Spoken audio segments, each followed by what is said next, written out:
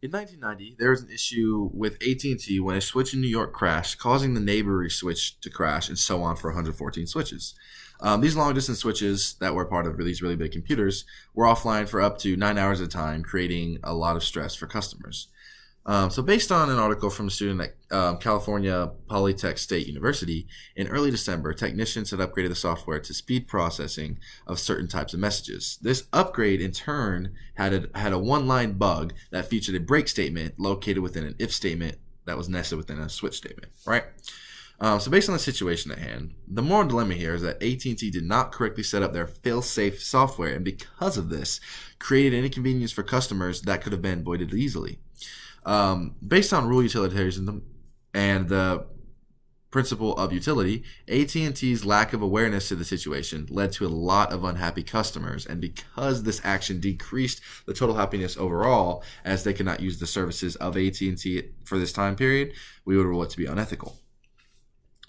Based on an article from Telephone World, the problem began the afternoon of January 15th when a piece of trunk interface equipment developed internal problems for reasons that are still unknown.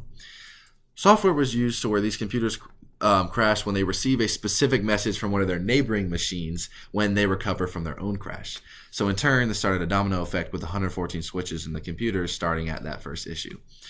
During this time frame, almost 50% of calls placed through AT&T failed to go through, and AT&T lost more than $60 million in unconnected calls. This created this dilemma that customers began to lose their happiness within the situation.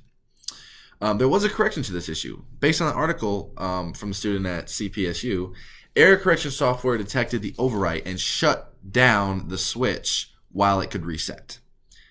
But because the error correction software shut the switch down after the fact, the customers were still being affected by it. So their happiness decreased, thus proving that the situation is unethical. So basically, overall, based on rule utilitarianism, which is based off the principle of utility, many customers of AT&T were affected by this outage in calls and services.